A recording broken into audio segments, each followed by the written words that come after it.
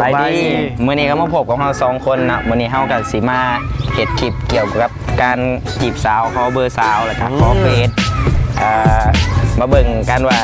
ระหว่าง2คนนี่แข่งขันกันว่าผู้ใดสิได้เฟซและได้เบอร์โทรของสาวได้หลายกว่ากันตอนนี้ก็อยู่สวรรค์แคมป์คลองบ่แม่น อยู่แคมป์คลองเนาะสวรรค์เขตมาจีบสาวผู้สาวสวรรค์เขตเนาะไป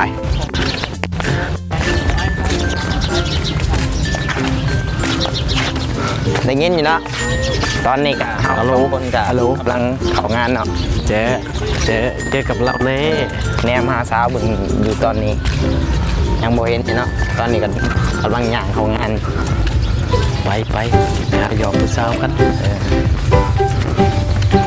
เอายังขอเอาเบอร์เลยเอายังเอาเฟซบุ๊กเอาเบอร์ก็ได้เอาเบอร์เป็นยังไงมันเสียงลิขสิทธิ์ก่อน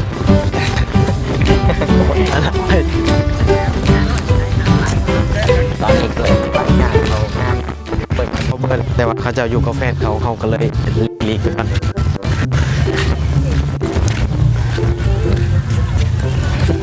วันนี้เราจะได้เต็มเจ้าที่เข้าก่อนหรือไงเข้าก่อนปล่อยโอกาสเลยโยกปล่อยโอกาสให้กับเลยงานโอเคทุกคนเนาะตอนนี้เขากำลังมาเริ่มเข้าสู่ในงานเลยเนาะตอนนี้ไปกี่เชลเลยต้องปล่อยไปวะภายในงานก็จะมีโซนอาหารกี่เชลเด่นเครื่องดินว่ากี่เชลเด่นเอาก็มาลินเครื่องดินเนาะเพื่อเก็บสุขภาพเนาะเขาเห็นอะไรวะคนละคางไว้สัตว์วัวบดเต้ก่อนจะไปจีบผู้สาวเขากันฟิตอัพกันเนาะเพื่อให้กายเขามีกล้ามแบบวอร์มแอร์วอร์มบางทีแล้วเขาเจ้าชวนไปว่าก่อนจะไปจีบเขาวอร์มกันเนาะเขาก็วอร์มก่อนวอร์มก่อนไป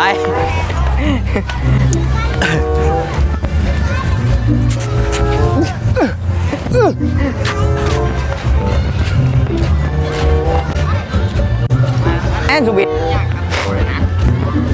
โอ้ยสิงัดขอจ้ะ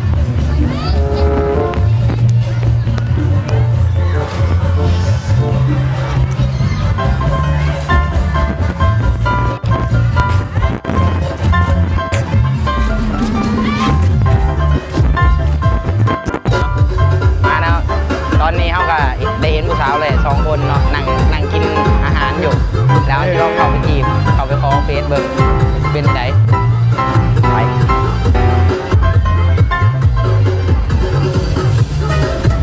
ถ่ายวะนะแม่สบายดีผู้สาวเห็นยังอยู่นี่นักเรียนขอนั่งกันได้ปะคือยังน้อยสื่อไปแล้วนี่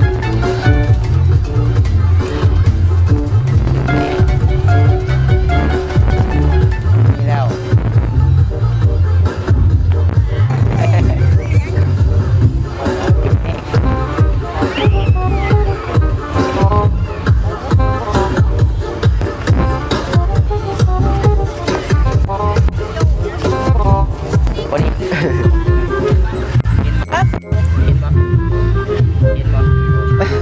เ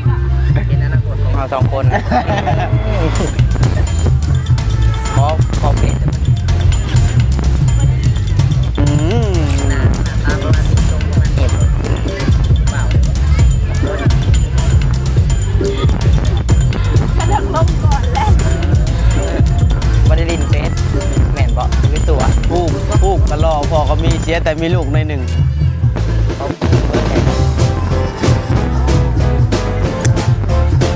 เบอร์เราบอกได้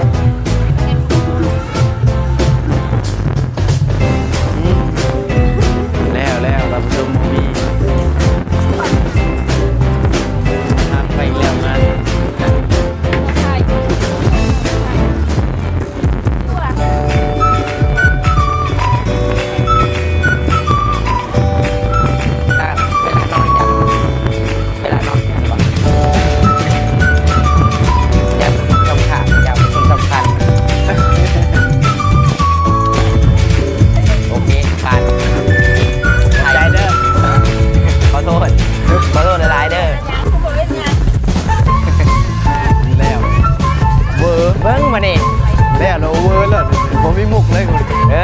กูจะไปนั่งกินข้าวเปียกกันแล้ว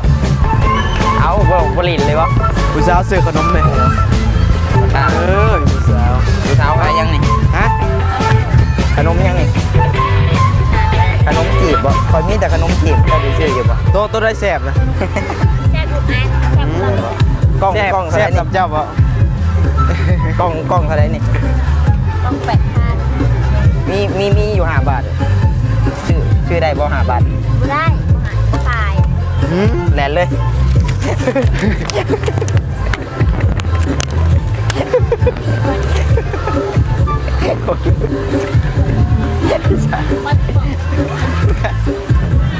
โอ้คาแรคเตอร์ไม่ได้ หยอก เดี๋ยว หยอก ไม่ หยอกหยอก เดี๋ยวซื้อน้ำหน่อยแล้ว หยอก เดี๋ยวซื้อน้ำหน่อยแล้ว ซื้อน้ำเสร็จแล้วนะ กินน้ำยัง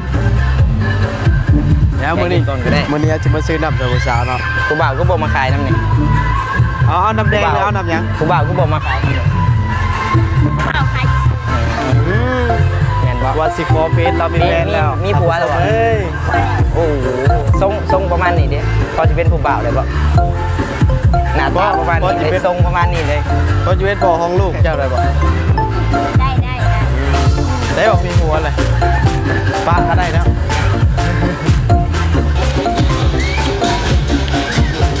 ตอนนี้เนาะเอาก็มาเห็นไอ้ายเขานอนอยู่ตรงไทยเขาสี มัน หิว คน น ละ อน คอนเทนต์แล้วไอ้ เอาก็จะลองไป สัส ถามเหมือนหรือว่าไปเห็นง่ายเขาตกใจเนาะเขาเบิ่งกันคนแกล้งบึ้มบึ้มโอ้ไอ้เขาม่วนเนาะขอโทษได้ เขาลินคุยสายตาโฟกัสได้ป่ะเมื่อกี้นี่โอ้ยคือโฟกัสสายตา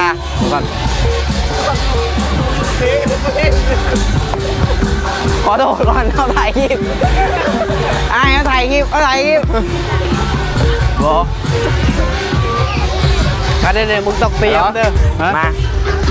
ตอนนี้เนาะเขาก็เห็นสาวสักลายเนาะซื้อน้ำอยู่ซื้อกระแลมอยู่เนาะเขาก็จะลองเข้าไปจีบเนาะนี่นะ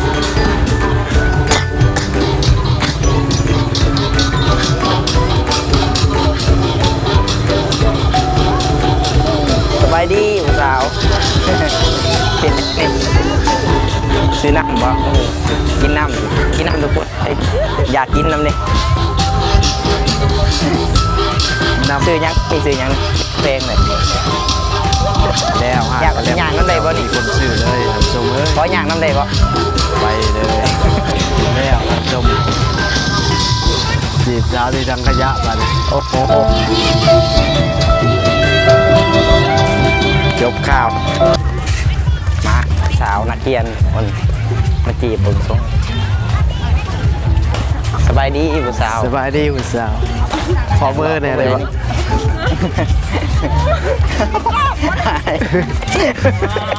โทษ สาว เด้อ ไอ้ คุณ ก สา อ ว งคือว่าลินน้ำแน่ลินน้ำแน่วันนึง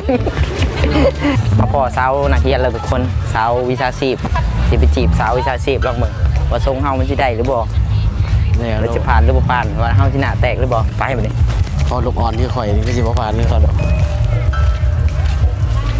นี่อันนั้นน้องเขาเองจะเขาไปจีบเลย ใช่ นี่คนนี่คนนี่น้องเขาเอง แฟนเขาได้สะ เขาไปรถ คนใด เขาไปรถ คนใดกูยังบ่ฮู้ซ้ำ นี่ ขายเครื่องนี่ บ่นะ เขามีผัวแล้ว เอ้ยมันหยางน้ำลังผู้บ่าวมันซื่อเขาไปจีบรถ โอ้จะบ่มีโลนนี่ แข็งแรงดี ยืนอยู่นี่ ส แล้ว บายดีผู้สาวงมงามเลย ที่เจ้าต้องไปทาทั้งน้าง งสื่อยังนี่เย็นอยู่เย็นได้ผู้สาวนี่อันนี้มาหลอกกับหมูปะมาหลอกกับหมูปะมีแฟนเลยยังอ๋อมีแฟนเราคนในหมู่จะบ่เป็นแฟน มีมาแล้ว สั นะ มภาษณ์ใช่ไหม ถ้าผมมีเด้ทรงประมาณนี้พอจีบได้ปะ ผู้ชม หรือแน่ถ้ามีคนมาขอเบอร์เด้ทรงประมาณที่ให้ปะให้เครื่องเลให้เครื่องเลตกลงให้หรือไม่ให้แบบลังเลเป็นตาย่านปะ ทรงเป็นตาญาติเนาะทรงนี้บ่ผ่านเนาะต้องเห็ดเป็นตะแพงกว่านี้เนาะถึงสิผ่านโอเคขอบใจเด้อถ่ายคลิปซื่อๆขอโทษหลายๆ บ้าอยู่ ให้เนาะทุกคนแต่ให้เป็นตาญาติเนาะ พี่เปิดขายทายนะ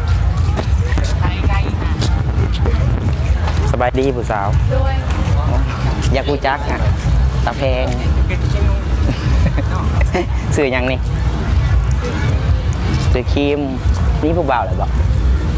มีแฟนเหรอน้อยเดียว น้อยเดียวนี่คือมีหลายวะปกติ มีหลายวะ แล้วเข้าไปถอดกล้องดิ โอ้โหเห็นปะเห็นปะเ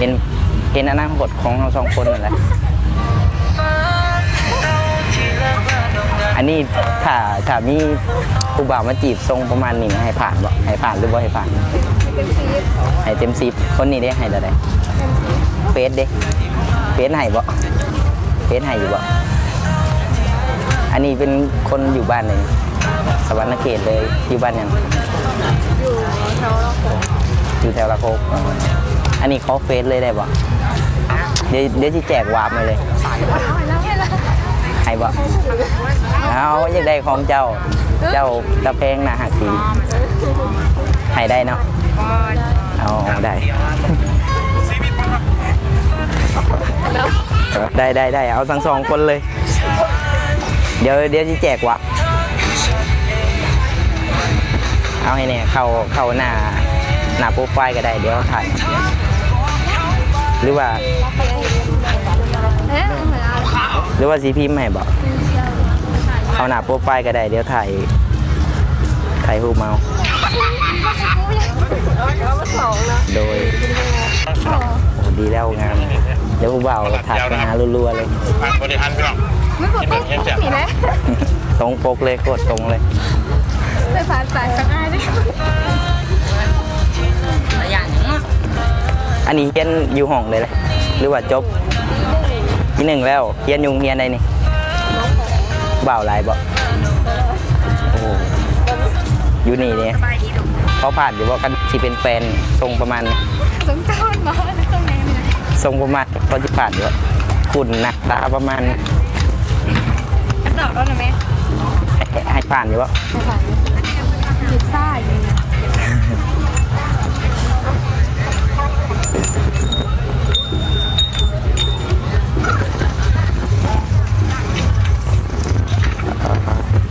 เดี๋ยวพิมพ์ให้คุณจะหายกว่าเดี๋ยวคนพิมพ์ให้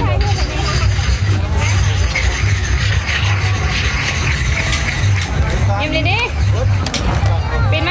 อันนี้มาแต่ด้นแล้วบอกเดี๋ยวมาแรงที่ทักหาเลยทำแอดเลยเด้